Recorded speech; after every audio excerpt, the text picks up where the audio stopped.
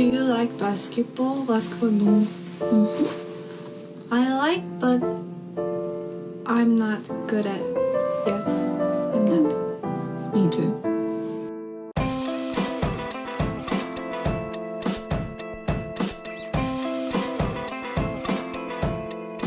Motherland. Whoa, dude. Finland! Yes. Hello, everybody. Welcome back to the State of League podcast, the only NBA podcast, the only one that's worried about the Knicks right now. This is a real niche corner of the market that nobody's tapped into yet. I'm your host, Jack, aka joestar. With me, as always, the world famous Pablo. We are joined today by Moran, who's been on the show before, and Kris Pursiainen.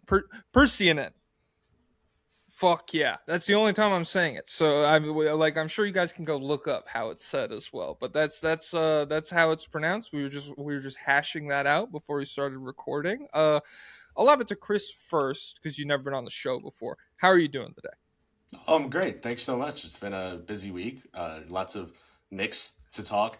And especially practice yesterday was God, I hate that drive up there. It's like the one time I agree with the crabby New York media is about that Tarrytown drive. But yeah, no, I gotta say it's definitely fun. I guess it's more fun than hey, everything's amazing and they're 41-0, but also it's definitely like stressful from the people in my mentions being like, hey, why have you yet to uncover exactly what's wrong with this team and why don't you fix them? And I'm like, guys, I got the clipboard. I'm freaking trying over here, man. Like, Mike Brown, you're like awful coaching. That's what we talk a lot about him. Oh yeah. I'm telling Mike Brown, these guys need to be at the level, and he's still running them in drop. It's ridiculous.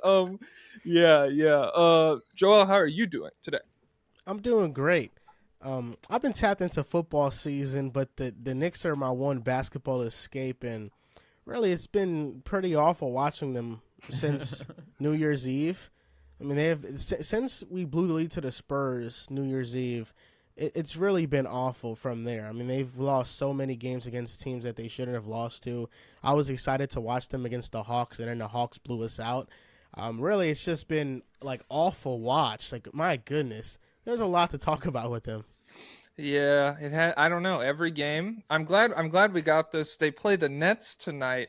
That game will either be happening or be over by the time this is up. I don't think, really quick insider baseball, I don't think there's a member of the Knicks beat besides me that expects them to beat Brooklyn tonight. I've never seen a group of people that are like informed and knowledgeable about a basketball team be just so like, oh, well, this is what's going to happen because this is how that goes. You know what I mean? Like, Michael Porter Jr. is going to kick their butt. Like, and I'm sitting there being like, no, yeah, maybe. Yeah. Well, is Cam Thomas playing today? That's a pretty big swing, I feel like. Let me see. I'm swing. No, he's active. Okay. Hey, anything's possible when Cam Thomas is in the lineup. Yeah, I'm excited to see what happens against the Nets because there have been a successive number of games, I guess, where it's been like, this is the get right game for the Knicks. This is where we get back on track. And the most recent of those was against the Dallas Mavericks, who obviously Kyrie Irving is out, Anthony Davis was out, PJ Washington was out. They've been really bad all year, even when some of those guys play. And so Gafford Lively. Yeah. Gafford Lively was in. Hey, Powell.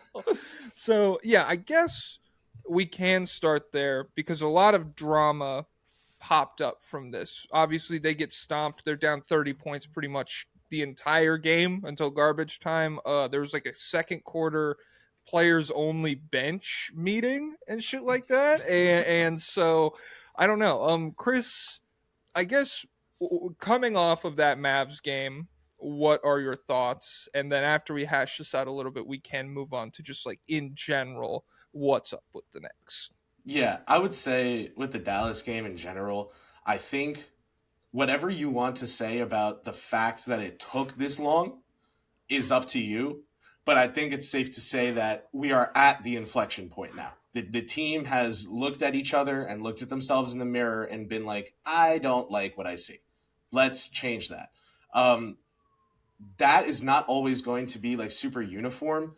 I asked Mike Brown about this yesterday. If there is like a world where guys individually think they're doing something to help the team, but these efforts are almost kind of fighting for stage time or pushing each other off the stage. I forget how I phrased it. It was only 20 hours ago and I'm 23 years old. That's a great sign. But basically, like, he was saying, like, I believe that they think they're doing the right thing.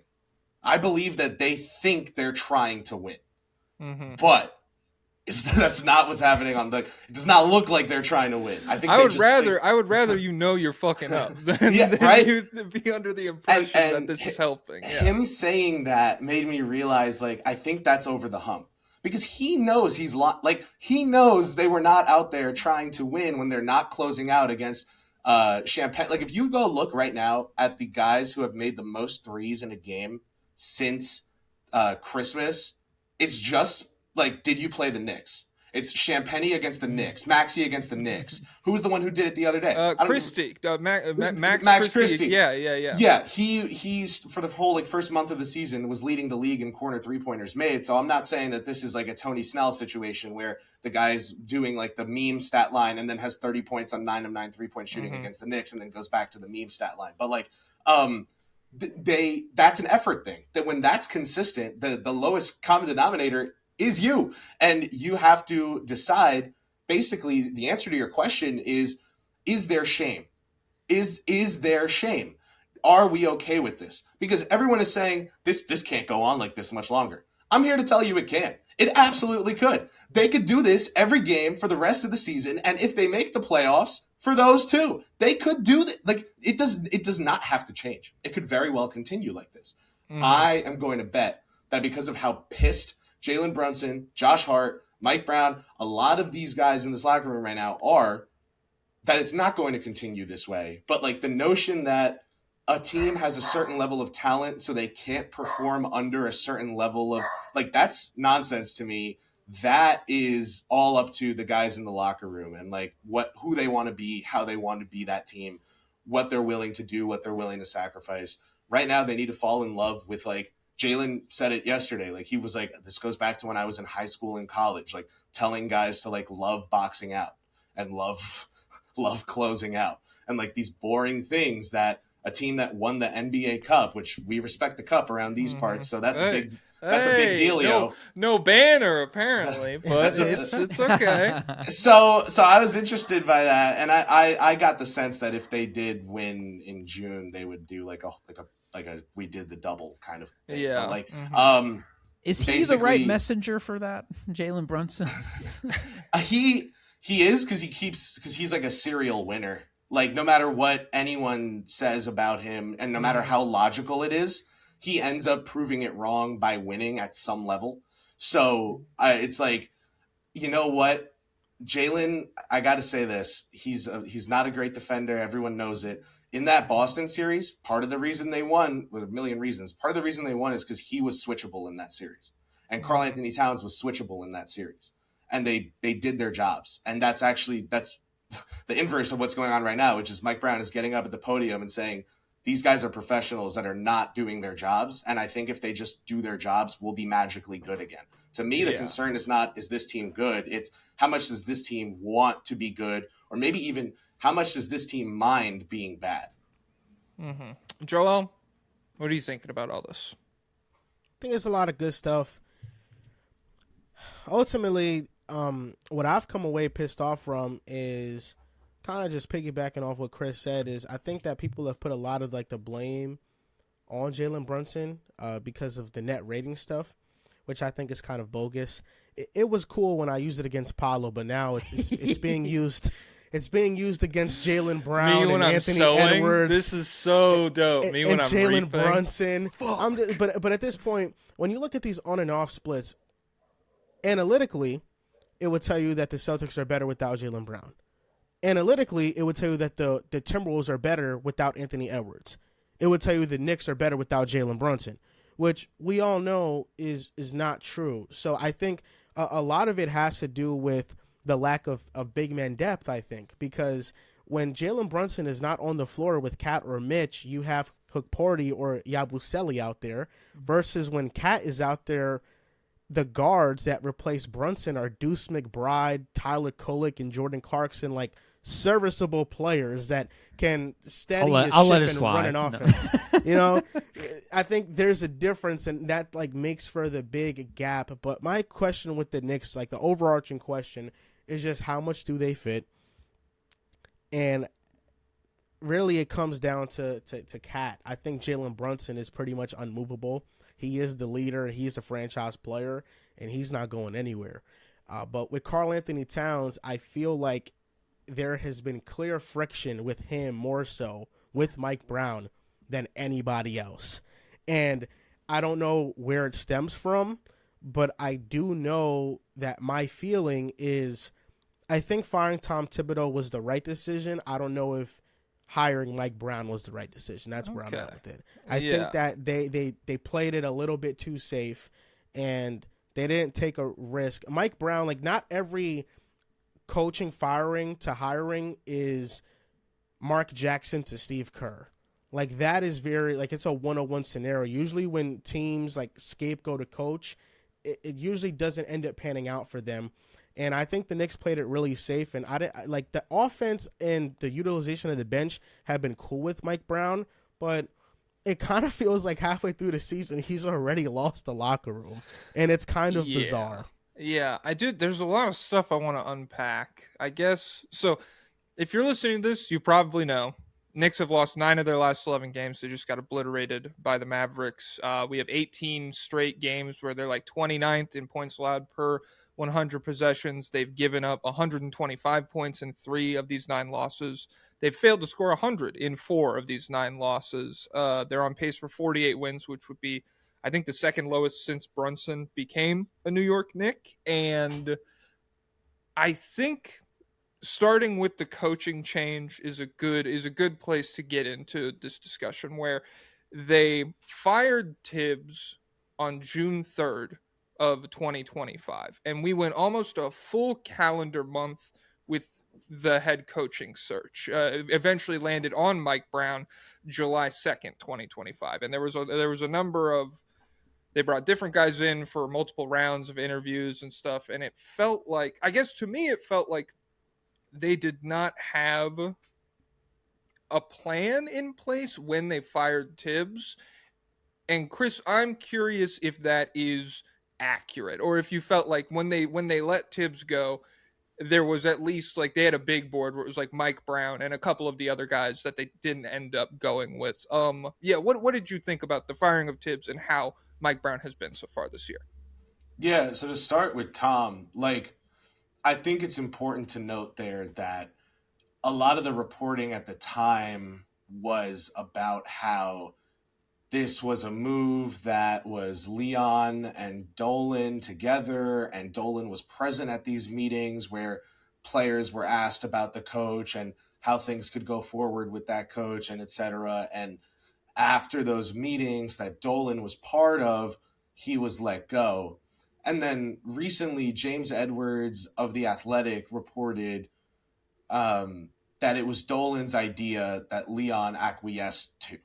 So that's a relatively new framing of the situation being reported. Of course, that framing of the situation was proliferated at the time by dozens of hundreds of fans who remember Iman Shumpert and a first-round pick getting vetoed as a Kyle Lowry package to get Melo a point guard because Dolan liked Shumpert, who remember then Dolan turning around and being like, oh, well, I missed out on getting Carmelo a star, so now my front office, you have to trade 2 first-round picks for Andrea Bargnani, even though no one else wants him. Like that's what Knick fans remember about James Dolan in the last decade. So the notion that when he gets involved, something is wrong or is about to go wrong is I suppose, informed by history. It's not just this doomsday, glass half empty kind of view. Like, I understand why fans feel like once team governorship gets involved, things might be headed for a twist. That said, I while I understand Edwards' report, and I agree that he would not have reported that if he didn't know that, right? Like, I also think that this was not something that Leon was like, oh my God, I can't believe you're moving to fire Tom Thibodeau. And I had no idea this could possibly happen. And I also was not ready for this at all. And OMG, who do we hire?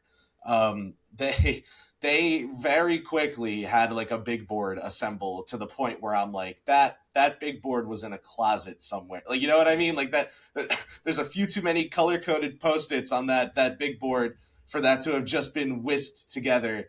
Also, with some of the names I heard early on with regard to like college coaches that they were interested in, like that's like someone being like, yeah, I just got a little bit into collecting cards. This is my one of one a rookie card, jersey patch, autograph. It's like, okay, you either have a lot of money that you don't know what to do with, or you've been secretly into this for a little longer than you're. I just found this Mongolian print Blue Eyes White Dragon at Goodwill, dude. His autographed by the original cartoonist. What? That's who that is? Oh my God! I didn't even know. I thought that was a stain on the card. Yeah, my God. Oh, those are initials. Oh, jeez. So yeah, like, basically, like, yeah, they told him during the Celtics series, like, hey, you're up 2-0, but you can close this out if you start Mitchell Robinson over Josh Hart. We think that's the way to go. And the coaching staff was like, we're up 2-0. And the front office was like, you were down 20 twice and made miraculous comebacks, which is awesome. Now let's stop needing those. And the coaching staff was like, but we made those miraculous comebacks. Why would you want to mess with success? The front office was like, you know what? Fairs. So they stuck with the starting lineup. And then when they were down 2-0 to the Indiana Pacers, what adjustment did the coaching staff make? The exact one the front office proposed 2 weeks before. So things like that aren't necessarily a great look, especially when like, you hire a coach to have an idea of the game of basketball and like have takes on it and be biased. Like that's why you choose a coach, because you like their biases and you believe in their convictions and vindictions. And like, I think they just decided as an organization, Tom gave them a floor that was really valuable, but that floor might come with a ceiling that could block them from achieving their ultimate goal. Are they willing to pull the floor out from underneath, maybe collapse in the meantime, but also then build a hollowed out tower with the same amount of Legos that can climb much higher, I guess, is the way to finish that analogy out. Good analogy. So like, they're trying to build that up right now, and they're realizing when the foundation isn't as strong, you can't necessarily have all these cool, like, slides going around the building and different lookout windows. Like, it's going to topple over. And they had a really sick looking Lego tower that won the mid-season Lego tower competition, and then it immediately fell over because guys were like, oh my God, that was exhausting. Thank God we don't have to keep that up anymore. Loss, 1 point win, loss. So like, all in all, I think this group took their foot off the gas thinking they could change the song quick on their phone. Okay. They realized how much they slowed down because the 19 cars behind them are honking bloody murder. And they're like, oh! And then in looking up and speeding back up, their phone went flying. And now it's like in the back seat, and they just have to figure everything out quick before they can get back to doing what they were doing 3 weeks ago, which is being the last team standing in a single elimination tournament. Like, you can't suck and do that by accident. Like, that doesn't happen. The Giannis, LeBron, and Jalen Brunson are the 3 MVPs of the tournament, right? Like, it's not like we got like a sneak, like gorgy dang. Like, it's just good teams win that thing. Now they look like a really bad one. How that happened is the concern, not that are they a bad team, I guess is my overarching point too. Pablo, what are you thinking about right now? Well, this is a nice little transition. So you mentioned him before, James Edwards of The Athletic. He wrote an article recently, and he was talking about all the issues of the Knicks. And so I thought we could go through the issues that he highlighted, and we could talk about if they're solvable or not.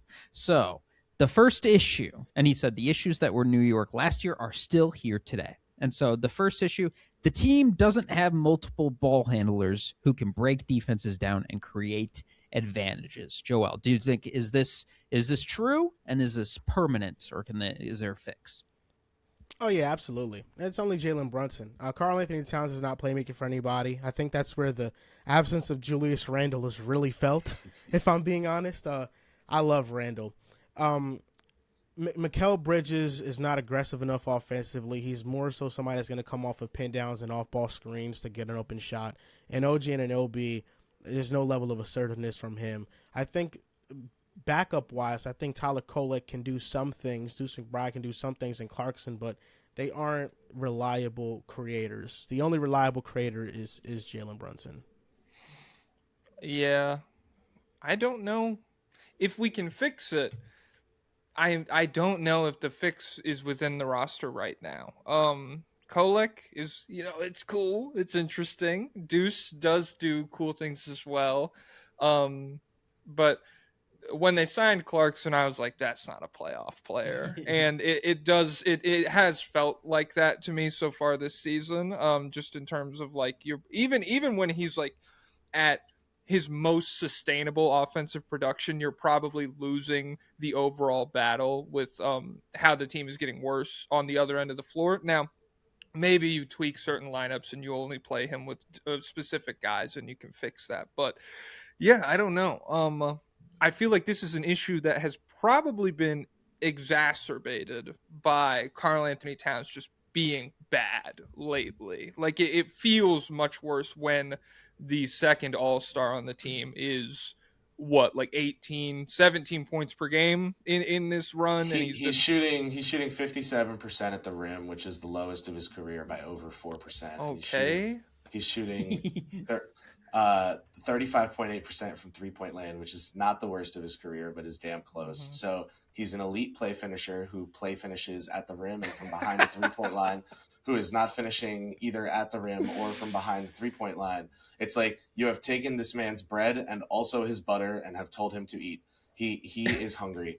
And I'm not saying it's Mike Brown's fault that he's missing layups.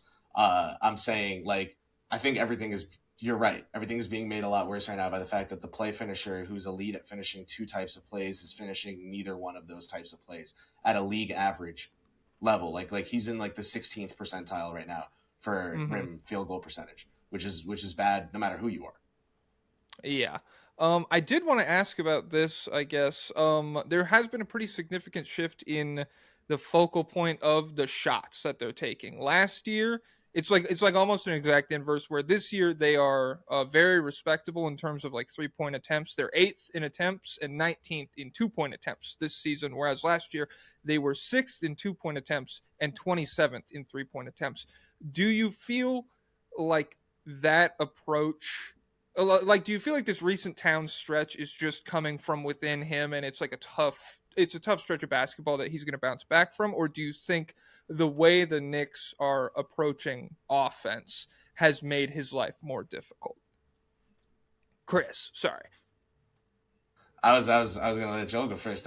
Yeah, basically I would say it's always both. The answer is always all of the above. But in this scenario, I would go with, I think I'm going to go with Towns. And I think Brunson is the one who said, who's caught like with the lip readers getting his message to the team on the bench. Like he points to the coaching staff and he's like, we've got to stop looking to them for answers. Like we've got to just figure this out on our own at some point, which is not him saying like we need to coach ourselves.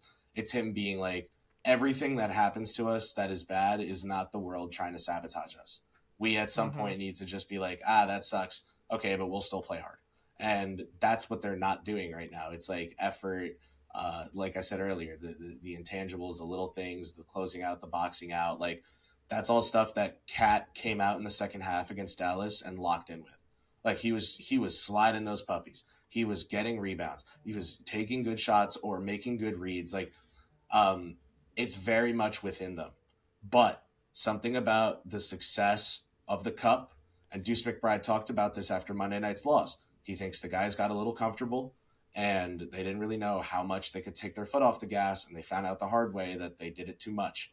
And I asked Jalen Brunson about that comment yesterday. I said, Deuce said you guys got a little too high on your own supply. and he immediately started telling me how that was not true and cut himself off to be like, that might be true.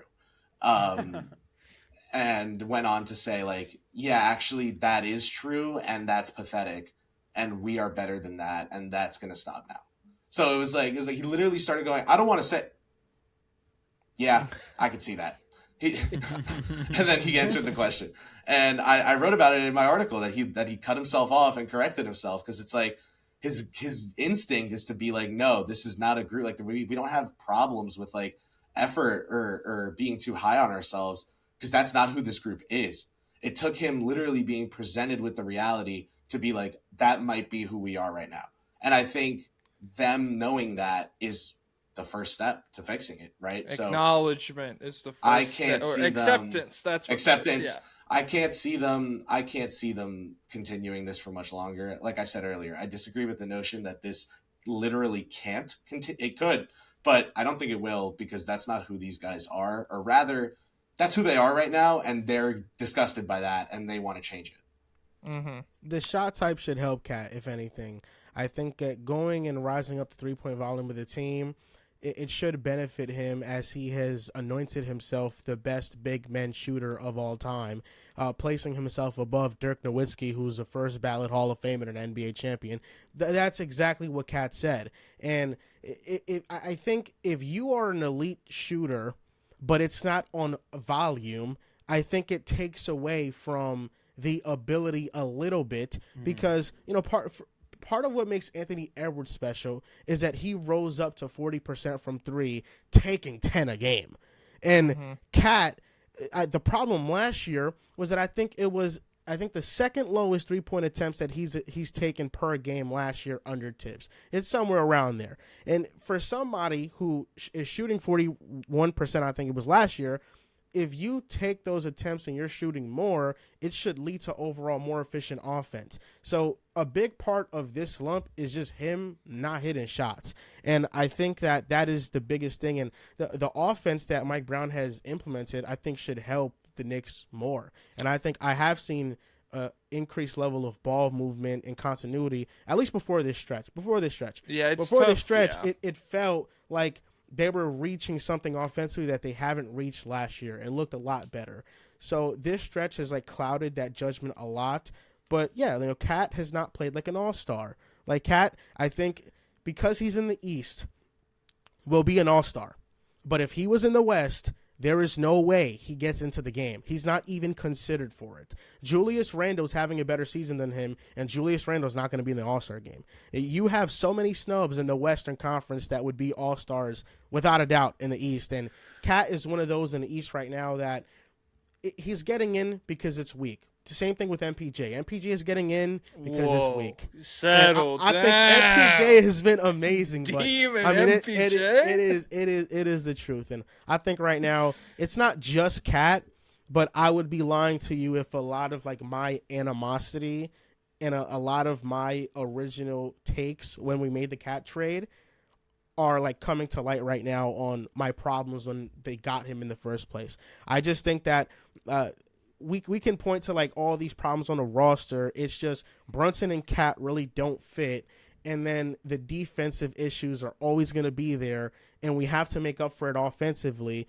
And if our second all-star, who has been prone to disappearing in the past in stretches and being questioned, isn't appearing consistently, we're going to look like this. I just think it's really hard to rely on Cat as a second option and win a championship. I want to flip this on the hosts of this show, because I'm interested on your guys' perspective. Like, do you guys see with Tom Thibodeau, and this is not me being like a Tibbs is vindicated thing, it's more me being like it really does take losing what you have to understand the value of it kind of thing. Like, Tibbs was seen as this like not upside kind of guy.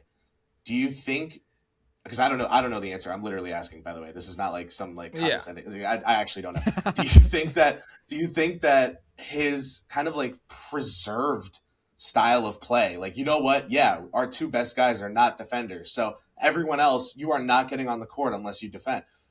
Hey, guys, this offense, Cat doesn't want to run around. Mikhail just wants to shoot off screens. OG is physical, but like not a ball handler. Everybody get in the goddamn corner. Jalen Brunson's the top 3 isolation player in the sport. Every offensive rebounder, get under the basket. Everyone else, goddamn corner. Cook. Like, he very oversimplified what basketball looks like, and like it made fans feel like their team was not being modernized and yada yada yada.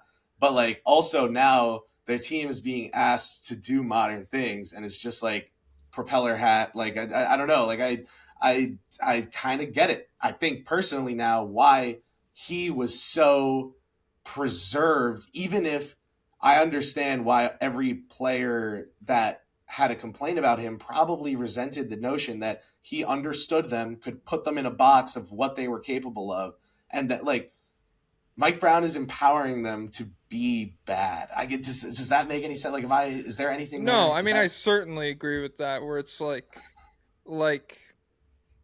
I don't know, like Yabusele.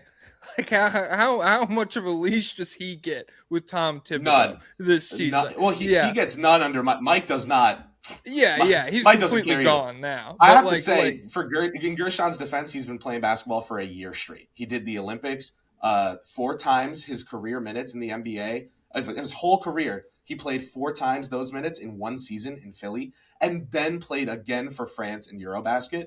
So, like, he's been playing basketball for a year and a half nonstop. I understand why he looks cooked, but, like, he does keep getting like these shifts, like as part of like the first half minutes, or then like if not, then garbage time. I didn't mean to cut you off. The guy catches a lot. It's New York City. The guy catches a lot of crap for his state of affairs, and I think it's a little unfair. But other than that, I get it. Yeah, but I mean, I do agree. It's just like empowering them to be bad, or at least like I guess that's like the flip side of this coin is one of the big critiques of Tibbs is like, you stick with what works for 82 games, and then, it's like you're riddled with injuries by the time you're in the second round of the playoffs or whatever, or you experiment with things that might not work, and I would say one of the worst case scenarios is you do get a run like this.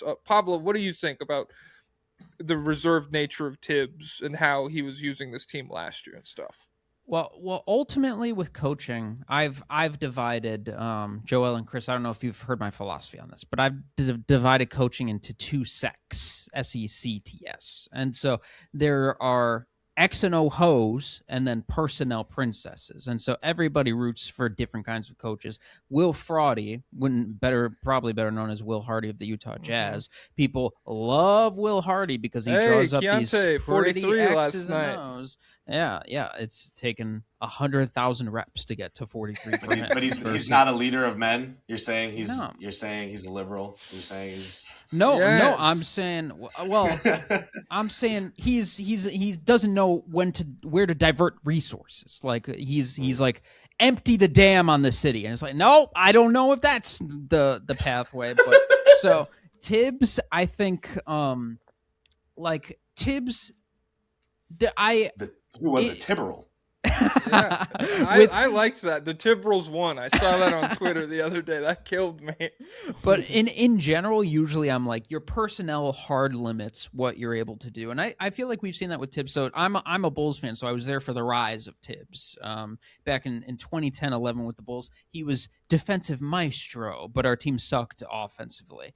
And he still didn't play any rookies back then. 15 years ago. Taj Gibson at the 3 will do that to you. Oh my God, we had the same issues, and so the rap on Tibbs was he is so regressive offensively. He doesn't know what to do. He's like an old man. Then after the Bulls era, he goes to Minnesota, and the dynamic flipped where they were one of the better offensive teams in the league, but their defense sucked, and people are like, what happened? Did Tibbs study offense too much and forget defense? It's like, no, you switched from playing lineups of Joakim Noah, Taj Gibson, Lou Walton, like 5 guys who can't shoot but all defend, to Minnesota. Jeff Teague is starting. Cat, Wiggins and Levine who can't play defense. It's like, I wonder if the X's and O's changed or the personnel changed. So when it comes to the Knicks, I think ultimately, like, my biggest gripes with Tibbs, and coaching matters, but I think the roster is the ultimate thing. But with Tibbs, the biggest issue I felt was, and I do agree that he's kind of a ceiling limiter. Like, he just has these certain hangups that he will never abandon, no matter how many. Every time he gets fired, he goes on a little knowledge tour. Like, he's Bruce Wayne going to learn martial arts. He's like, I go to Steve Kerr and I'm going to study everything he does. I go to Jay Wright at Villanova. What's the 0.5 philosophy off the catch? Yeah, it's just like, but he never changes up. And so the biggest issue I've had with Tibbs is we don't play anyone off the bench for the Knicks. Then we run into injury issues in the playoffs because we've played everyone every minute of 82 games. And then it's like, oh, we have a bunch of lineups who have not played at all together. And it's like, God, it would have been nice if this guy, maybe if we tried this out in February, but we have no minutes. So I felt like it was fine to move on from Tibbs in that respect. And then when it comes to Mike Brown, that seems to be, and from my outsider point of view, that seems to be the most monumental change he's made, is just like, hey, I'll play bench guys sometimes. But the bench guys just aren't that good. I'm a Tyler Kolek hater by virtue of death to all small guards. The small guard era has ended in the NBA, so I'm out on him. Plus, he can't read. You know that. And then I'm also out on Jordan Clarkson because, number one, you can do some reporting on this, Kris. Put it in the newspaper if you'd like. I've talked about it on TikTok, but it didn't get much motion. The crime rate spikes in every city when Jordan Clarkson is acquired to a team. This is fact. You can fact check this. Every time he goes to a new team, the crime rate is on a descent and then it ascends. And I don't think that that's unconnected. But this also could be an important story, actually, because a lot of people are going to try to pin this on Mamdani. I was going to say, how will Shakira law affect this? Because that is a factor. Yeah, and so people are, you need to get it out now. It's not him. It was already happening. Yeah, it's Jordan Clarkson. Yeah, and it's going to be an easy spin for them, but we have to fight back. But yeah, then Yabusele, Bunda at 100%, abilities at 0%, so that's a major disappointment. None of the Pacom Dadier is not developed. So this bench that we thought was deeper, and I forgot, was Brogdon supposed to be on this team? And yeah, retired? he retired. Yes, he retired immediately before this. He did a couple of those Mike Brown practices that had Karl Anthony Towns starting the season with strained quads, and Josh Hart with the splint on his finger being like, I'm fine. And he was like, I retire, actually. I'm good. Actually good. I'm good I don't even remember anymore who the Bills, is it Bills or Colts defensive back? Someone just like called it a career at halftime of a game. Vontae Davis. Thank you. Yeah. Oh yeah. He genuinely, like, so Ian Begley's reported that, like, he was talking to some free agents and they said Mike Brown's practices, like, didn't dissuade them from signing with the Knicks, but like they remembered them when they were considering signing with the Knicks, and they're apparently pretty strenuous. This is a huge contrast to Tom, who would not. The starters did not practice. The starters don't practice. Everyone's like, Tibbs gets the players to practice, and he lines them up, and he has them run for 14 straight hours. Yeah. And there's no food or water except for one hamster-sized water succulent thing in the corner, and you can only have it if you make 10 straight free throws. And the reality of the situation is the guys don't practice under Tibbs. And that was another big issue, because when are the bench guys doing anything? Like, they're not practicing. They're not playing games. They're just show up before there. practice and run, and they practice with each other, and they practice with the young guys, and then they just do walkthroughs as practice, because it's like, listen, you can't be sore. You got to play 46 minutes tomorrow. Yeah, so, really. Like, the starters were in shape. Mitchell Robinson was in shape over the course of the year. He just also missed 116 games in 2 seasons because there was no, like, load management happening. It was just like load and whatever you can do, and then manage this double overtime, 50 minutes, baby. Yeah. Like this is the big thing, right? And maybe this is a pivot. And honestly, like, Joel, I'm really interested on your perspective, because over the offseason, a lot of Knicks fans outwardly said, we want to make this trade-off. Last year, December 30th, 2024, the Knicks beat the Washington Wizards in overtime. Jalen Brunson plays 50 minutes on the dot, and he scores 55 points. Mm-hmm. And the Knicks win by Bill all made him work, though. I remember. It's like a one-score very game. Clearly. Yeah, the Iggy Finals MVP award. Yeah. So that is a game the Knicks won. Knicks fans did not go home from that game being like, "Are we bad? Are we a bad team?" But the next morning they woke up and they were like, "Why do I feel like I played 48 minutes? What the hell? That was the Washington Wizards." And basically. It's fine. Basically, you'll see. You'll see. You'll be sorry. Trey Johnson is the goods. I'm sure you talked to I'm telling this Trill is about year, him at length. Baby, Darren Peterson, we're gluing his hamstring back on. They got new medicine down there. DC, who knows? Put dog medicine what they're cooking up in DC. Day 27 of putting dog medicine on my Trey Johnson. RFK Jr. pulls up. We're putting ivermectin in both of his legs. We're gonna see what happens. Into what's the kid said? Tristan Vukcevic. We're going to. He's like he's on stilts. We're going to fix it. But yeah, no. So that's a game the Knicks won, right? And no one left that game being like, do we stink? Now the Knicks lose that game and the one before it and the one after it, and they lose them all by 20. And it's like, oh my God, the sky's falling and we stink. Is it just they weren't supposed to be this bad? They were supposed to be a little worse, on purpose, but now they tried to stop being worse on purpose and it didn't work. So now they're kind of freaking. What do you feel like is happening here? Because I'm confused as a reporter who spent I'm never vindictive towards fans. I'm not like, oh, you fans wanted this. You didn't know what you were at. But I listen to fans because ultimately my articles get clicked or they don't. I decide what's interesting, but if everyone hates it, then I should probably change my approach or whatever. So I'm very tapped in with the fan base. I follow everyone on Twitter. I leer and loom in group chats that people probably don't even realize I'm in to see what the fan base is thinking. And I pride myself on, not yet. Okay. I pride myself on being plugged in to the thoughts of the fan base. I picked this up from Connor Hughes, the Jets and Giants reporter. He says it always really helps him. And being plugged in with Jets fans is the funniest. God bless him. God bless. But yeah, everyone wants to fucking die in that room. Don't go in there. I wonder if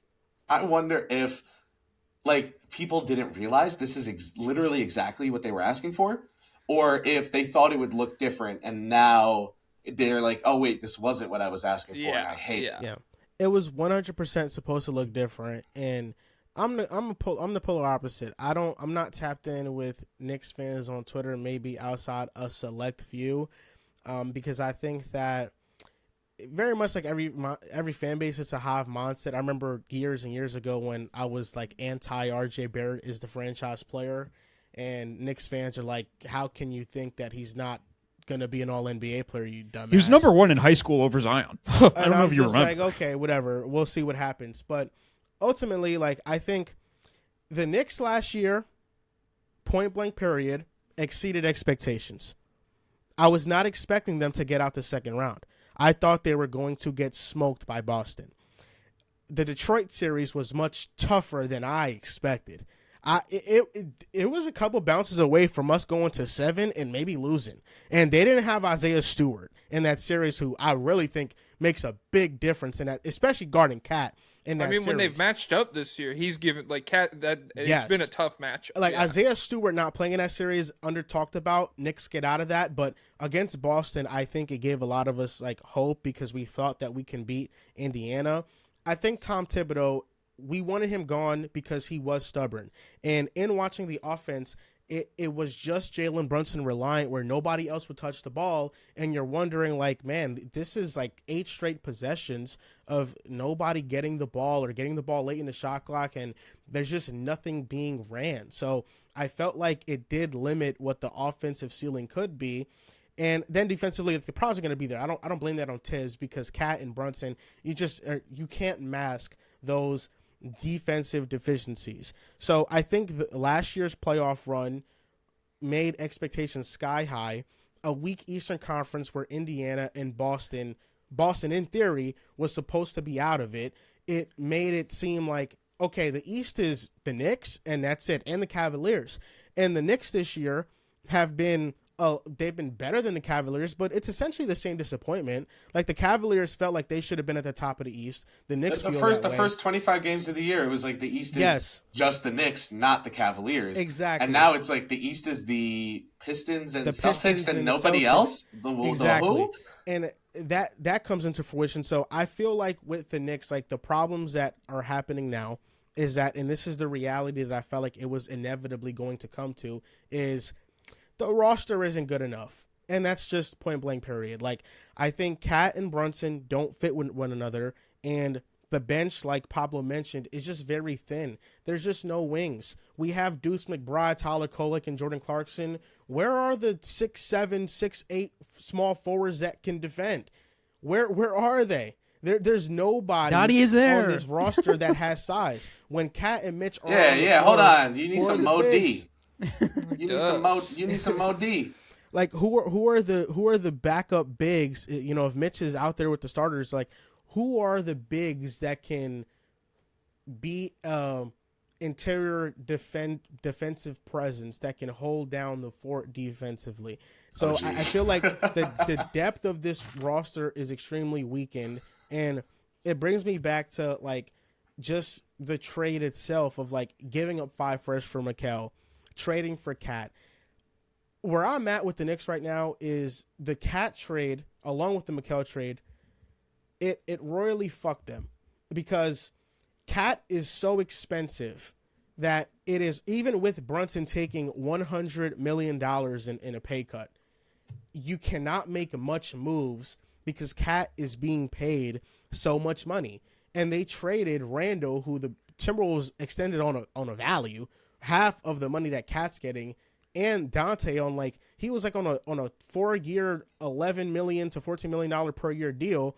You know, you take away an all-star and a role player from a team that already had thin depth, like, that's the results you get. And it brings me to the point that I felt like the Knicks' best team was 2 years ago, when they had Randall, they had Hartenstein, you had Mitchell Robinson. They just got hurt. OG got hurt in the playoffs. Randall didn't play in the playoffs, and he got hurt.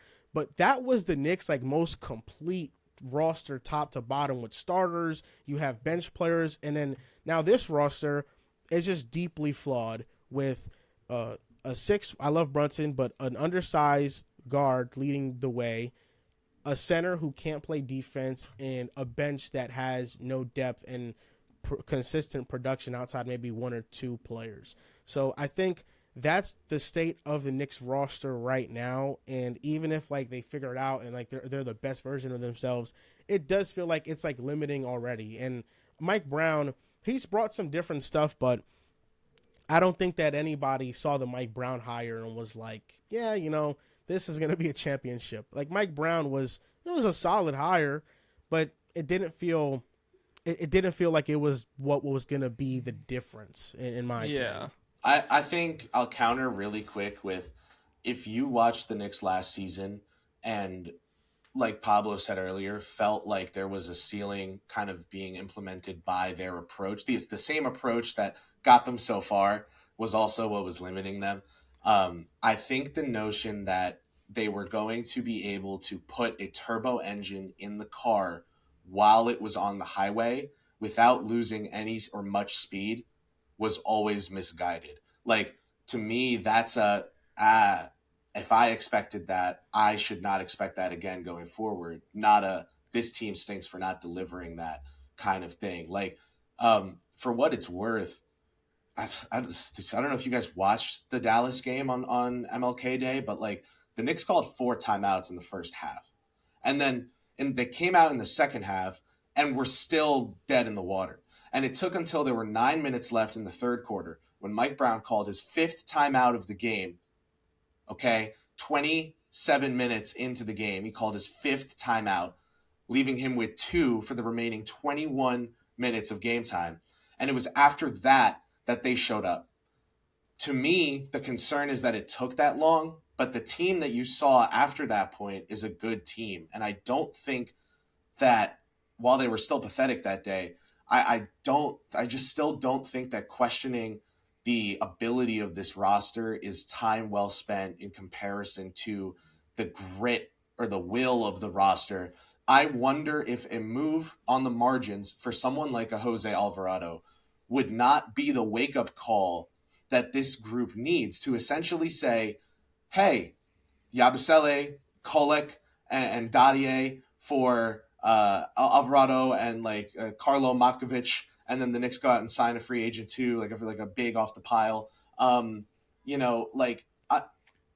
That's acknowledging to the group that they don't have the dog in them, that it has to be awakened by some external factor because they're not showing it.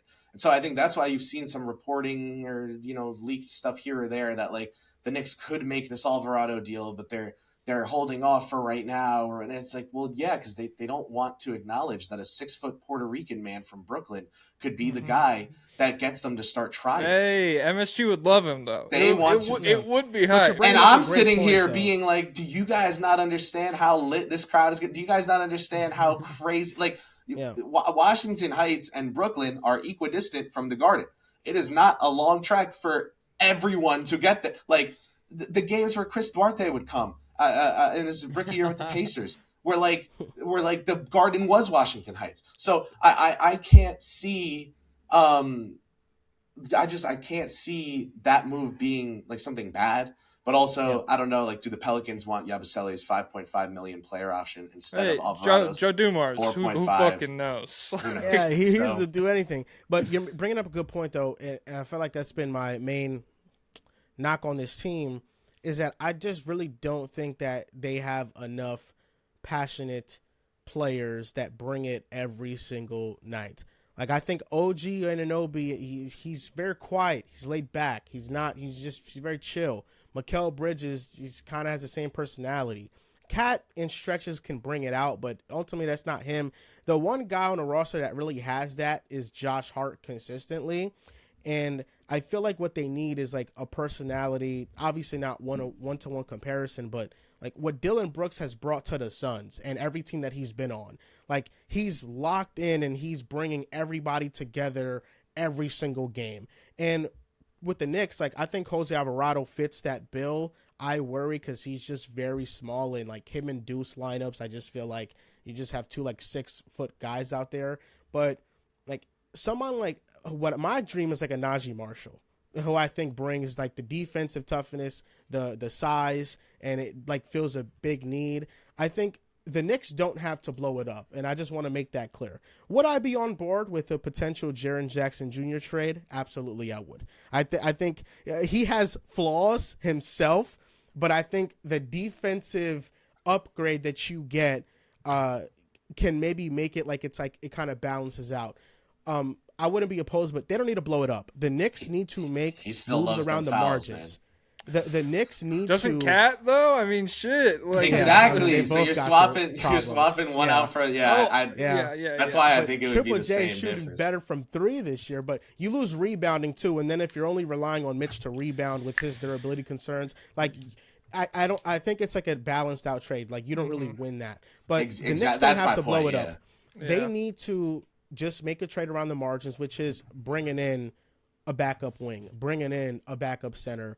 Maybe making 2 of those moves, probably impossible. One of them I think is more possible. But they need to make a move like that, and I think they could get back on track. I don't think you need to blow it up completely, but clearly this roster needs something more. And it doesn't have to be a whole bunch, but it needs something more. My quick counter on the size thing is like, that's all theory. Let's do reality, which is like someone could be 7'9", but if they're on the Knicks right now, they're probably not closing out with much fervor. And so, like, is it actually better to have a 6-foot guard in Deuce guard the point of attack, and a 6'4" shooting guard and a 6'4" small forward and a 7-foot power forward, or is it actually better to have guys who are defending and want to, you know what I mean? Like, I think you're right in theory that a McBride Alvarado lineup is too small, but Deuce is functionally a wing on offense in the first place. Like, he has, I call him mini OG all the time. Like, that's what he is as a player. He's mini OG. He's physical. He can get to the rim. He's not really a finisher, but he can shoot really well. and he makes the right passes, not really passing guys open. Same thing as Carl, not like a pre-passer, but a can read the floor. I think that would work fine because ultimately, like, this is like hard over height stuff, right? But like, here's a random example for you. I do a show called Locked On Knicks, and my podcast host Gavin Shaw brought up the mock of like, would the Knicks be better with Dylan Brooks instead of Mikal Bridges? And everyone's brain, it's like, no, because Mikal's longer and taller. And it's like, you realize that it's all these things that aren't happening on the basketball court. And it makes you realize maybe this season the Knicks would be a little bit better with Dylan Brooks on the floor instead of Mikal Bridges. So would the Knicks be better with Jose Alvarado over some of these guys they're playing off the bench like Jordan Clarkson? Yeah, for sure. I would think so, because even though Clarkson is 4 inches taller, are those 4 inches functional, or are they just on the stat sheet? Like, I think Alvarado is a reality, whereas Thibodeau was the kind of coach who I felt would get a little caught up in the hypotheticals, who would pull a guy for Daquan Jeffries for the last 0.8 seconds of a game because he was an inch taller. And it's like, does he know where his left foot is supposed to go after he puts his right foot down? Because that's huge.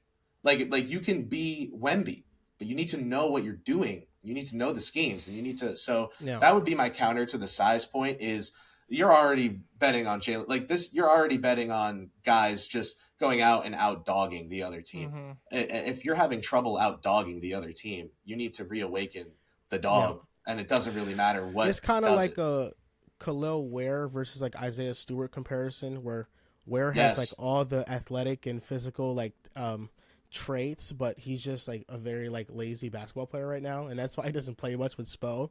And Stewart, you know, he's undersized for the center position, but he is elite because he tries. So I understand, and I wouldn't be opposed to getting Jose Alvarado, especially if it means he's taking the place of like Jordan Clarkson's minutes. But yeah, I think that, you know, you mentioned the Dylan Brooks thing. Yeah, I think that Dylan Brooks over OG, the Knicks probably would be better this year. Like, I think Dylan Brooks has been that good. Chill. Hey, listen, I saw his biceps in person. They moved me. I guess they were different. Yeah. No, but I think that's what they're lacking a little bit, and there's some of that they can find within. But I think ultimately they need to make one trade to kind of reinvigorate this team a little bit. Because listen, man, like talent for talent, the Knicks are still the best team in the Eastern Conference. Do I still have concerns over like a hypothetical matchup against OKC and Denver? Yeah, but I think. I came into this season believing the Knicks are the best team and most talented team in the East. And I do think that they are still the most talented team in the East. Detroit still has shooting issues that unless they make a trade, they're not going to solve themselves, and it'll be easier to guard them in the postseason. But the difference between them and the Knicks right now is, I mean, they have real dogs like Stewart, Asar Thompson, like Jalen Duren. Like, they really have that presence of physicality that they play with that every night. And their guard's big. Yes. You got to put that on. The Knicks have heart. Joel, you shouted out Josh as like the only guy earlier. I'll stick up for Landry. I'll stick up for Landry. Is he even gonna? I think did he have surgery on his shoulder? Do you know what's going on with him? So he like he's like fine. It's like last year he missed a lot of time because he needed surgery, and this year I don't think he needed surgery, but like just needed a lot of time for it. Yeah, I mean, I know when you dislocate the shoulder the first time, it becomes like a more like repeatable injury. And exactly. So I mean, I agree. He is like he's a very underrated reason for this slide a little bit. He felt like a guy that like when games would they lost him at the same time as Josh. As Deuce. They lost him at the same time as Deuce, and then lost Josh within the next month. And it's like. I'm talking to Jordan Ott, man, one of the brightest young head coaches in the league. And this guy invokes Landry Shamet. He's listing the Knicks like damage doers. He's like, Towns is difficult. Bridges is so skilled. Shamet is so fast. You have to watch out for him, yeah. And apparently what's so tough about Landry is he's indefatigable to the same degree that we credit Josh for being. And you have to chase him around constantly or else he will shoot. And it's this like hey, I'm 8% of Steph Curry, but like the really good 8%. And you have to just chase him around. Like, he exhausts people. Like someone like a Jalen Suggs, you want guarding Landry Shamet, because Landry is gonna take that guy like he's in like the Westchester horse racetracks, just going in circles and circles and like. So Landry, Deuce, and Josh are the guys for the Knicks. Josh said, there was a couple of reporters there at practice yesterday, and he told us, like, very bluntly, we asked, do you need to play harder and inspire your teammates more? Like, you're the play hard guy. Where's the play hard? And he was like, yeah, it starts with me. I got to make sure my side of the street is good. I got to guard my yard. But then also I need to clearly like inspire these guys. And for him to be like, I need to inspire these guys, when I feel like he would typically be like, these guys don't need inspiring, we're the Knicks, is like a little telling. But also I think that's why they're going to figure it out, is because they want to. I mean, it's tough. I don't know. We're saying all this to just say, I feel like everybody here is on the same page, where it's like, I feel like this team is far more talented than where they're at right now. Still talented enough to win the Eastern Conference. And you just, you do need like this spark that, like, it's very tough timing for the coaching change almost, because if they still had Tibbs in this dog shit Eastern, whatever you want to call it, the down year for the East, if they had Tibbs, it would feel like they are this steadier presence, even though all of the same flaws that you worry about towards the end of the season would still be there. And so, yeah, I don't know. I'm not that worried about the talent internally. It's more so just from like the eye test and what's been happening lately. It's so concerning. Pablo, I feel like we've totally boxed you out here. What have you been thinking about? And also, how many of these like problems were there on your list? I feel like we've gotten to one of them. Yeah. Well, we've covered all of them. The problems were the rest of them were, team still doesn't play fast, doesn't have any stifling point of attack defenders, it lacks rim protection, and they're not very athletic, and there's no urgency. So, but I think ultimately, like, I don't. That's like the Fab Five, like pretty boy. I don't feel good about a roster that's like, we're just a Jose Alvarado. We're an Alvarado away. That'll be like, I'm terrified right now. So I think I'm very much a doomer at this point. I just think the foundation is rotted. I think the world is ending for guys like Karl Towns and Jalen Brunson, and like they see it's like the Phoebe Bridgers song. They see the damage come behind them, but they're keeping driving. LaMelo's still alive because he's big, but Trey's already dead. Ja is dead. All these little guys are dead. So the Knicks are holding on because the only thing that makes me not just go radical, full on tear out the foundation, get rid of Brunson too, is that he does produce at a high level in the playoffs, and he's been like the only consistent offensive player this entire run. Like, we've shit on Cat. McHale's been tough. There's been a ton of like nobody's being aggressive talks through all of this. Brunson is still, I mean, you could talk about like box score watching, but he's like 29, 30 points per game on solid efficiency still. When the cup ended, in my opinion, not that it's some big deal to be third place in a ranking for an award that doesn't matter, but like, he was the clear third place MVP behind Shea and Jokic at that point, because he was the best player on the best team outside of the Nuggets and Thunder. Let me see. MVP like, odds. I would think Jaylen Brown or Cade is like legitimately up there. And I would say Cade was gonna. I'm like a Cade homer at this point, damn near. But he's. I mean, yeah, it is. It's Cade, then it's Jaylen Brown, then it's Edwards, then it's Maxey, then it's Brunson. Is where and the odds Edwards. are at right Edwards now. wasn't an All-Star starter, but he's above several All-Star starters in the Eastern Conference in Maxey and Brunson. So, there's another point for Joel. Yeah, but and I do want, so Brunson, it's hard to blame him at this point, but I wonder, Cat, it's almost like there's nothing left. There's no optimism left for me, where I'm wondering like how much of the effort issues stem from having this guy out there who is at the most important defensive position and he can't cover for you. And like, because Jalen Brunson allows a certain amount of leaking like all the time. Like I watched the Mavericks game last night, and I'm like, God, it's like, don't let Max Christie get alone with Jalen Brunson. It's not gonna go well. But that you can live with because it's like on the other end, this guy's doing everything for us. But Cat is just not that level of offensive output, and then it's like it's very demoralizing to have like no help at the last point of defense, and Yep. it's just an issue. And I was looking at Joel. You mentioned the team from a couple years ago that was very good. I was looking at them last night. The Because January Knicks. the 23-24 Knicks. Ooh, there's a little fly at me. Right, but just in the month of January is the They were only like time elite. that they had Hartenstein, Randall, Oh, after they I traded for, because they traded for Anunoby on like New Year's Eve. Oh yeah, So yeah. It was only for 1 month before Jaime Jaquez Jr. killed Julius Randle on live television Oh. that team played. And so like you had Brunson and there was no Bridges yet. It was Brunson and DiVincenzo and Hart and Randall and Hartenstein.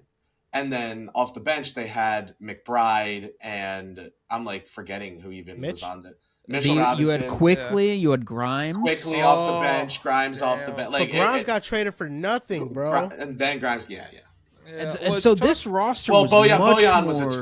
20 point per game guy before Nick Batum killed him on live. Nick Batum injured him in two ways where he needed two surgeries. And the first one, he thought he'd be fine. And then the second surgery ended his career. Like, that was the single... I was at that game. I watched in Philadelphia. It's the first time I'm covering a road game in my life. And it's a playoff game. And I'm like, oh, my God, this is so overwhelming. And then I watch a guy's career get ended by playoff basketball. And I'm like, I never want to hear anyone say it's not different. Like, this guy needed two surgeries, was willing to come back from the first. That roster was Brunson, like just the depth. Oh, my light just turned off. But it was Brunson, Dante, OG, Randall, Hartenstein, Mitch. Right, with Josh off the bench Josh Hart was the big thing, yeah. And then they had Deuce McBride. You had Bojan. They also had Alec Burks, too, who they got Moyan and Alec Burks for, I think, Quentin Grimes when they shipped him off to Detroit. Yeah, and Burks was like their third best player in the Indiana series that year because everyone else was hurt. You know, they, if healthy, they had like everything, bro. What is the facts of the Hartenstein thing? Because isn't it true the fact that Leon Rose couldn't bring him back because OKC just overpaid for him?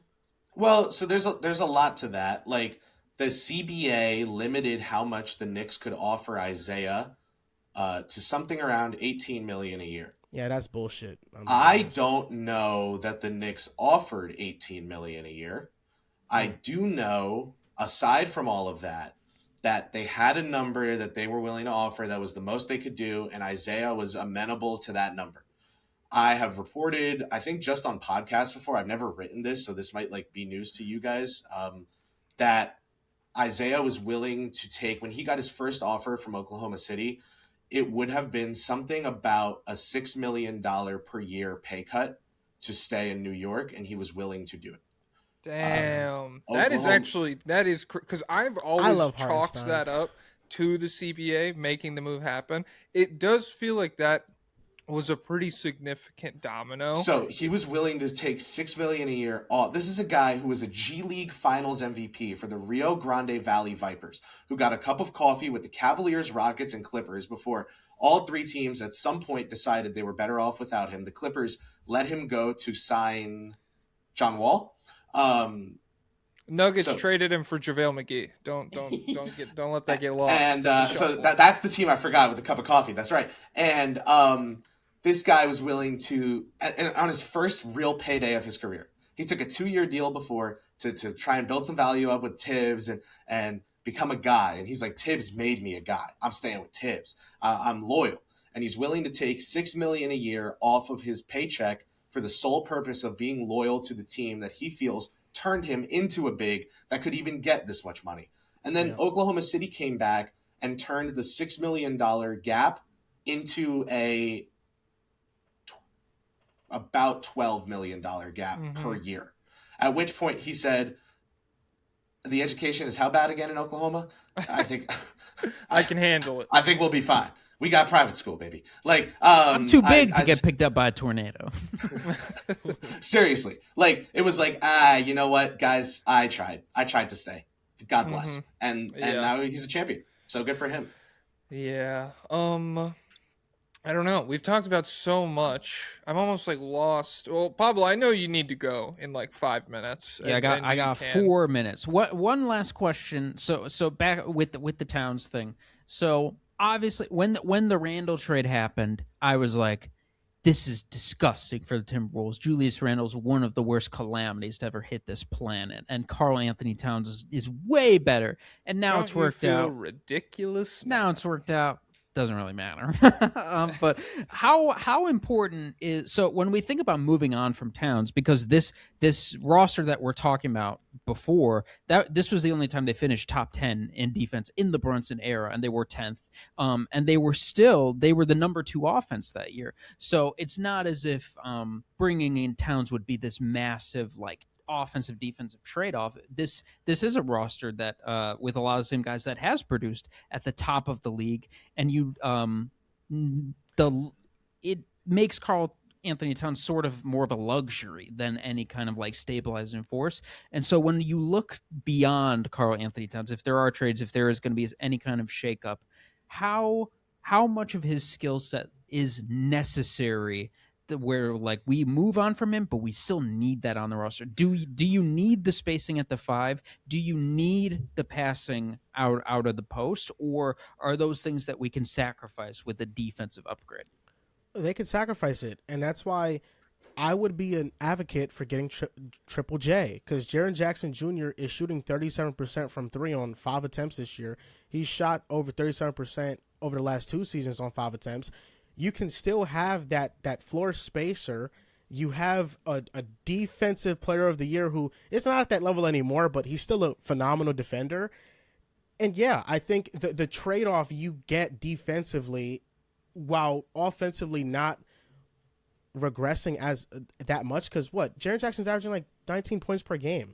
He's averaged 20 points per game before in a regular season. So I feel like that would be the perfect trade-off, and if I'm the Knicks, I would want to make that move because I think it is very important for them to get out of Cat's contract relatively soon. What is Jackson? I feel like we talked about JJJ's contract is insane. I think it's like $40 million because he didn't make All-NBA, so he wasn't able to get the max. He is almost like a 0 as a passer, though. Does that worry you as a team that we talked about doesn't have a lot of guys who... Yeah, you take one more out of the equation. Yeah, it does worry me. That's why Jaren Jackson Jr. isn't perfect, but I think he is a little bit of an upgrade. And I also think if you told Mike Brown you thought Karl Anthony Towns was like one of the better passers out of the post, he would just like be like, "God bless you, young man," and pat you on the back and walk away. Like I don't mean to be like, and now I'm going to pull up my own article and tell you guys about it. But no, I think the exact quote is important where Brown said this about Towns getting doubled in the post and then turning it over. He only did this twice in the first half against the Suns. And still, this is what Brown said. We talked to him about it at halftime. We said, hey, when you catch down there, they're coming. So you may have to spray quickly. And I think he tried a couple times, but they got their hands on the ball and we ended up turning it over. But we knew they were coming. I thought our spacing was good. We just didn't get the ball out to the right guys in a timely manner. We did not get the ball out to the right guy. Who are we talking about? Oh, well, he was asked about Karl Anthony Towns post-ups. So Mike was not out there on the court. Like, I wonder how much of this frustration right now is a lot of guys just having been used to Tibbs. And, like, now they have to show a new coach that they deserve to play, that they love the fundamentals. And they did it, and they won the NBA Cup. They like sped ran the first year coaching bump. Like that first year bump you get from a new coach, they sped ran it in 2 months. And now they have the championship hangover, except the thing is these games count and that one didn't. Yeah. So like rabbit with grandfather clock meme, it's like, dude, start trying again, please. Like that's basically Brown's message right now is guys, please. And I'm wondering both how we got to this point, if they're going to listen, what it says about a coaching staff that they have to ask that at this point in the season, what it says about a group of players that they have to have that asked of them at this point in the season. I think the whole house is mad. I think everybody's mad. I mean, whole house mad. Like, I don't think this is like a Carl has infested the locker room with his lazy. Like, I think this is everyone was texting and driving and is getting honked at right now to speed back up on the highway. And they're like, oh my God. And they're going to do it. It's just, do I want to let this person borrow my Mercedes because they were texting and driving on the highway? Like,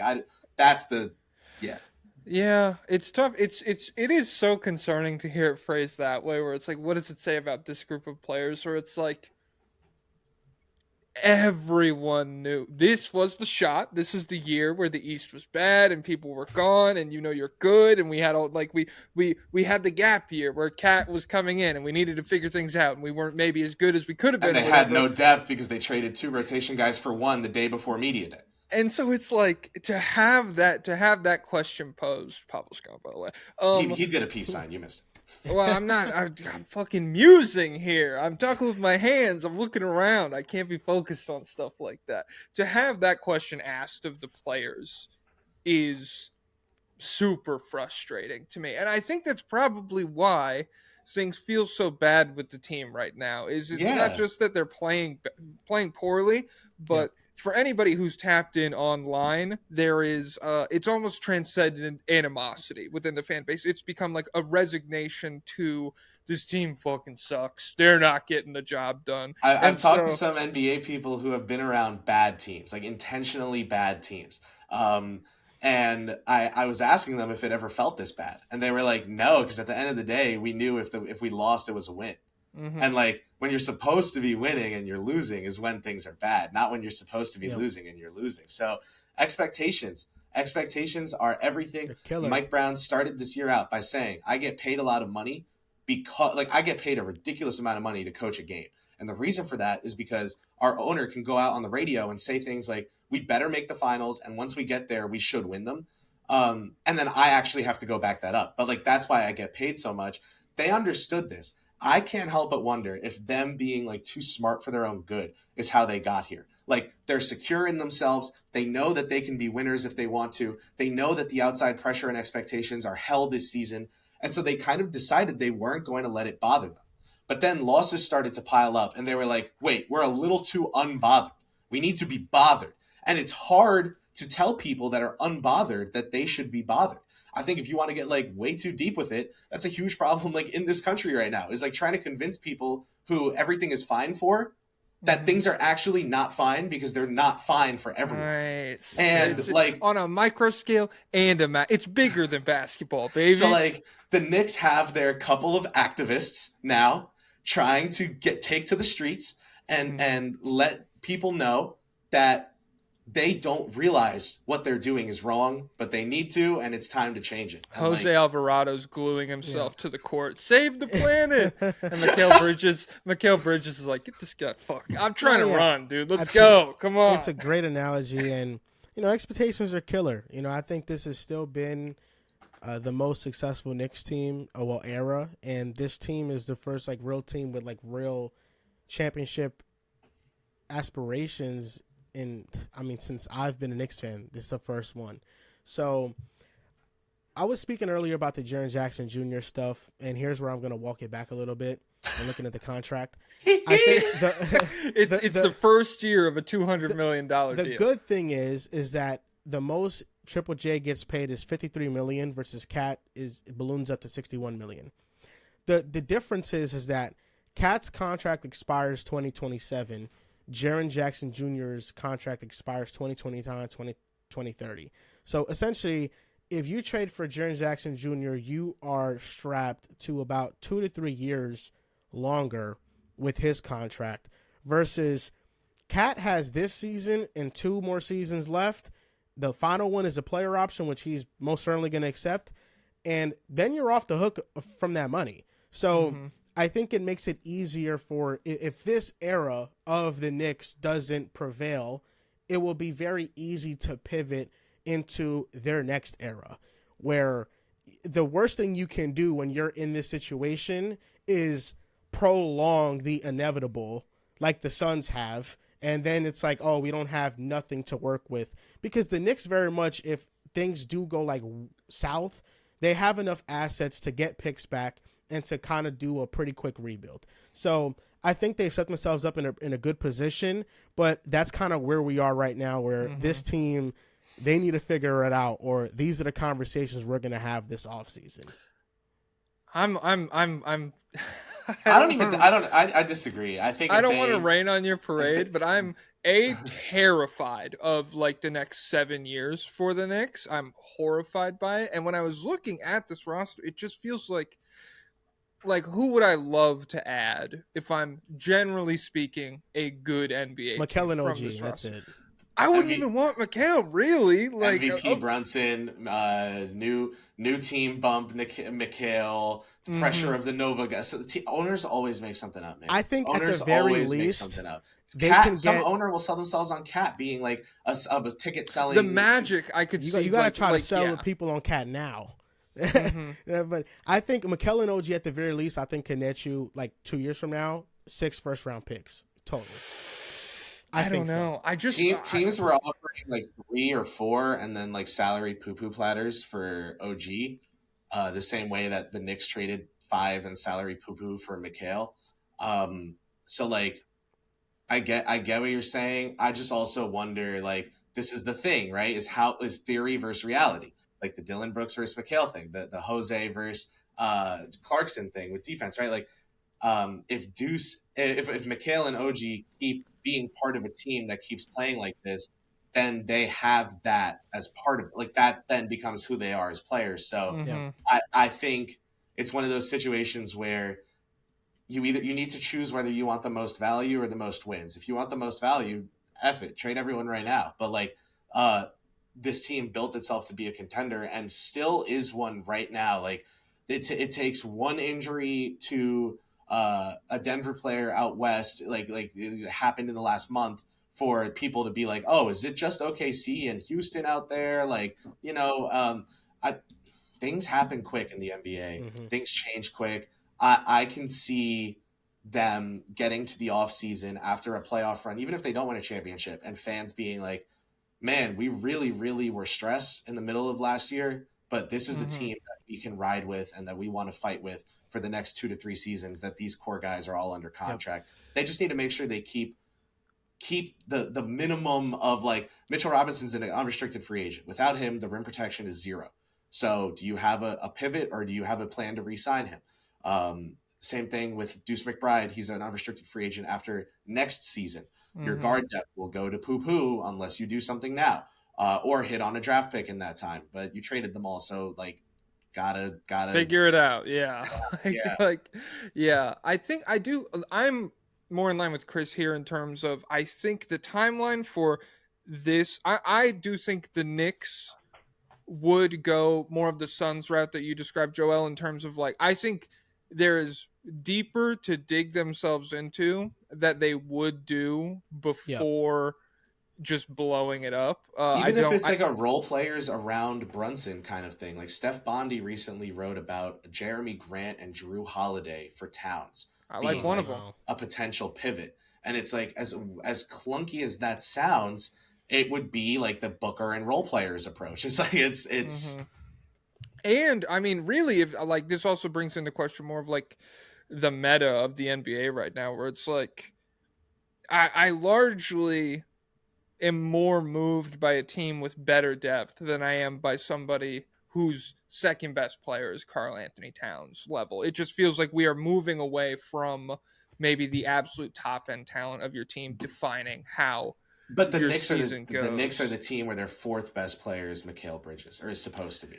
Like, that's the thing with the Knicks, is it's like they're top heavy, except it's not 1-2 fall off. It's 1 fall off, 2, 3, 4 better than everyone else's 2 fall off. And like this season, the reason that's fallen apart is because it's been Brunson fall off, everyone else's number 2, and then Towns, Bridges, Anunoby. Like, typically these guys are all like second to third, but 2.5 bananas. And because they have 3 of them, that's crazy. I posited recently that like we would have none of these issues if it was Brunson, Giannis, Towns, or like, and then they traded like Anunoby and Bridges for Giannis, or even like whatever. I posited that we would have fewer of these issues because when guys are underperforming, you can either blame it on like the star that you believe in anyway, instead of the Randall Towns tier of star that fans are in love with until they're not. And then like there would be bench guys who are playing. Like they would have Jordan Goodwin on the team because he was a Westchester Knick before he went out to Phoenix. I bet he'd be one of their bench guards, and people would be like, "Man, we don't have NBA players on the team," and that would be the big. So you're trading flaws for flaws for flaws for flaws. The Knicks need to get back to being the players they have on their roster. I think a lot of their issues disappear magically once they lock back in. And again, once like these guys stop being bad, like the eighth time to show, it's like, and Josh was asked this yesterday, is at what point do you stop playing bad? At what point are you just playing how you play and you are bad? And he's like, we're not bad. And Mike Brown's like, we are good. We've shown it. We banded together and did a championship run in our first month of knowing each other. Like this is a really good team, but it's because of that cup run. It's not because the cup, but like it is. Like it's an extra West Coast road trip. Since the cup championship, they've played every other day except for two sets of back-to-backs. So like 4 games. And then they had 1 game on a road trip where they had an extra day of rest. Other than that, since December 22nd, they have played every other day or back-to-back. So yeah, they're 7 and 11 in that stretch. And that's like the end of the world. I think they're fine. That took me an hour and a half to say it, but if 7 and 11 is the end of the world, I think they're fine. I think losing magnifies everything. I think Mikal Bridges is this skilled mercenary demon when he won't go to the rim and the Knicks are winning. And then when the Knicks are losing and he won't go to the rim, it's like, you're a loser and soft and you avoid contact. Karl-Anthony Towns, oh, we have this cheat code big man, and then they're losing. It's like, our big man doesn't even do this and that. It's like, yeah, and Alex Len can't shoot from 40 feet out. Like, guys, there are things at play here that are kind of just lining up. Like, everything's bad right now. Whole house is bad. That is okay as long as it ends soon. Like, tonight against the Nets, great test. That's a team that's young, hungry, boxing out, closing out. That's not beneath them. Right? Like, the Knicks have been playing like that stuff is beneath them. Yeah, nobody's beneath. I mean, and that's really what needs to happen is this recognition that there is no matchup right now that is beneath you. You are like, that is a good way to put it. Is like, at what point are you just a bad team? Now, they're the smart kid. You ready? You ready for the perfect analogy? And then I'll bow out. They're the smart kid that knows that they can do really well in school as soon as they start trying. So they don't try to protect themselves from the reality that they might try and fail. And the New York Knicks right now have been afraid. He's Goodwill Hunting us to try and fail. And they've realized recently that they really don't like how it feels when they fail after they've tried. Because what's happening is the games are starting, they're trying, and then like 2 things don't go their way, and they're like, well, next time. Like, it's like the ADHD thing of like, I need to get to work at 3. Oh, it's 3:01. I'm going to start at 4. It's like, no, start at 3:02. You have things you need to do. My brain is like, but I got to start on a number that ends with :00:00. Yeah. Like, they just keep being like, okay, guys, for real this time. Okay, and now for real this time. And like, they need to be willing to fail a test. They need to be willing to study and try really hard and just get a bad grade on the art project or whatever it is. Because right now they're doing this like self-preservation. We're not even really trying.